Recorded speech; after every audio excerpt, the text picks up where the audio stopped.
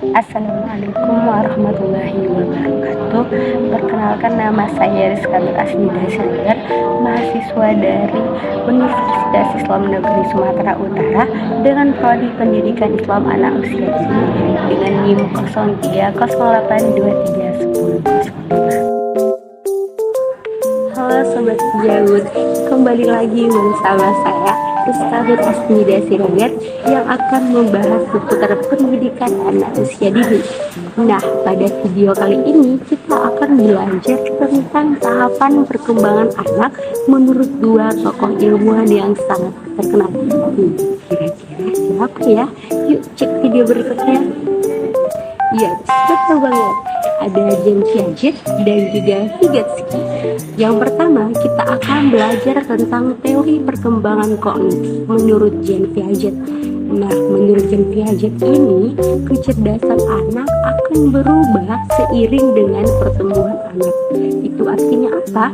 Itu artinya perkembangan kognitif dan juga mental anak akan dibangun sendiri oleh anak dan dipengaruhi oleh faktor internal anak. Nah, selanjutnya apa saja sih tahapan perkembangan kognitif anak menurut James Piaget? Oke, yang pertama ada tahap sensori motorik atau yang berada pada usia 0 sampai 1,5 tahun.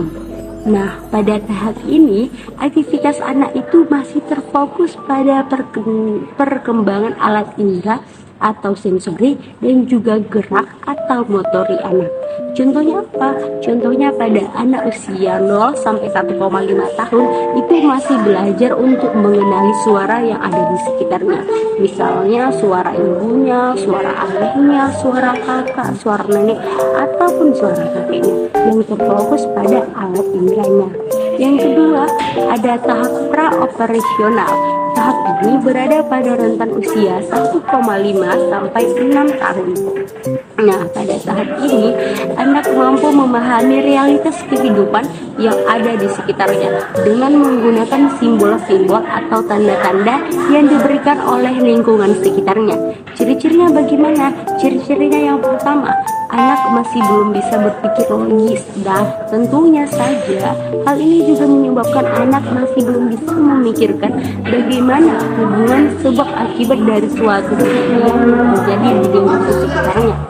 Kemudian yang kedua, menggabungkan semua bentuk ataupun orang-orang yang di sekitar itu, sama seperti dirinya egosentris, itu masih kuat berada di dalam dirinya. Kemudian yang terakhir, anak menilai berdasarkan apa yang dia lihat dan juga apa yang dia lihat.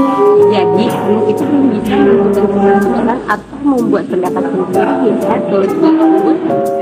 Oke, yang ketiga ada tahap operasional konkret. Pada tahap ini berada pada rentan usia 6 tahun sampai 12. Pada tahap ini egosentris anak itu sudah mulai berkurang, namun dia masih belum bisa berpikir abstrak. Contohnya apa? Contohnya nih, bagaimana misalnya ketika ada orang dewasa menyampaikan sebuah cerita tentang 3 buah boneka dengan warna rambut yang berbeda-beda. Misalnya ada yang pertama rambutnya berwarna pirang, yang kedua rambut merah, dan yang ketiga rambut kuning. Nah, pada tahap ini anak belum bisa membayangkan bagaimana sih boneka dengan rambut yang berbeda-beda tadi. Nah, jika orang dewasa tidak menghadirkan objek nyata, maksudnya objek nyata itu apa?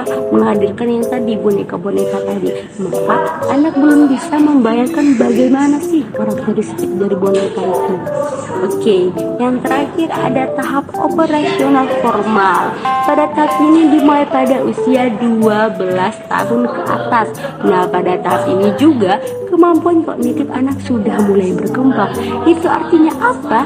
Ya, dia sudah mampu berpikir abstrak tanpa dihadirkan oleh benda-benda nyata untuk mempelajari sesuatu. Jadi setiap perkembangan itu ada masanya dan ada tahapannya ya, Sobat Jaud. Nah, berikutnya ada teori perkembangan kognitif menurut Vygotsky. Kita bakal ngebahas ilmuwan yang kedua nih, ada Vygotsky. Simak baik-baik ya videonya.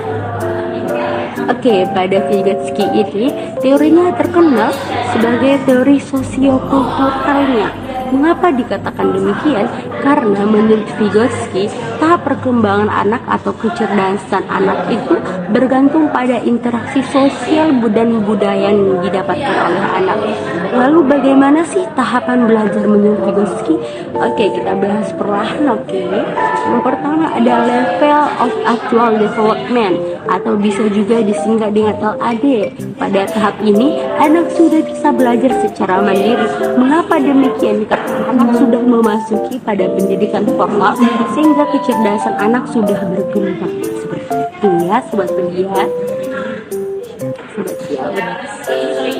Yang kedua ada ZPD atau kepanjangan dari Zone Proximal Development. Nah, pada tahap ini anak masih membutuhkan bantuan dari orang dewasa seperti guru, orang tua ataupun teman sebaya yang memiliki kecerdasan kognitif di atasnya untuk menyelesaikan suatu permasalahan atau memahami suatu keadaan.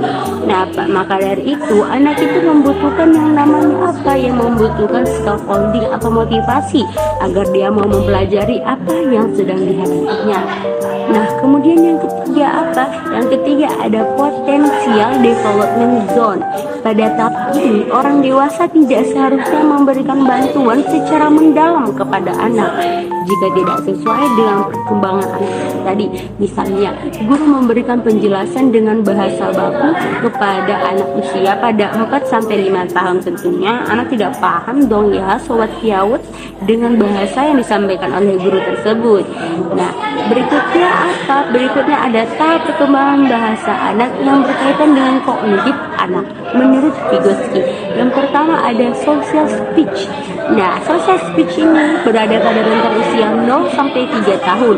Pada umur ini, anak masih belajar pelafalan bahasa untuk meningkatkan kemampuan berbicaranya.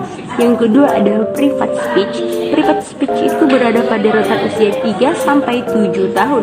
Nah, pada tahap ini, guru dan orang dewasa membantu meningkatkan kemampuan bahasa anak agar lebih vokal dalam berbicara.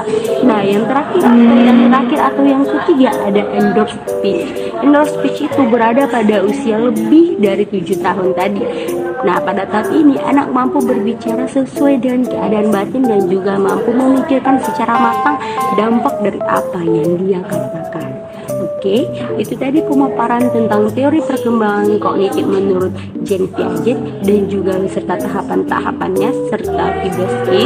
Cukup mudah kan sobat Kiawut? Jangan lupa disimak like ya. Terima kasih dan selamat belajar. Bye bye. Assalamualaikum warahmatullahi wabarakatuh.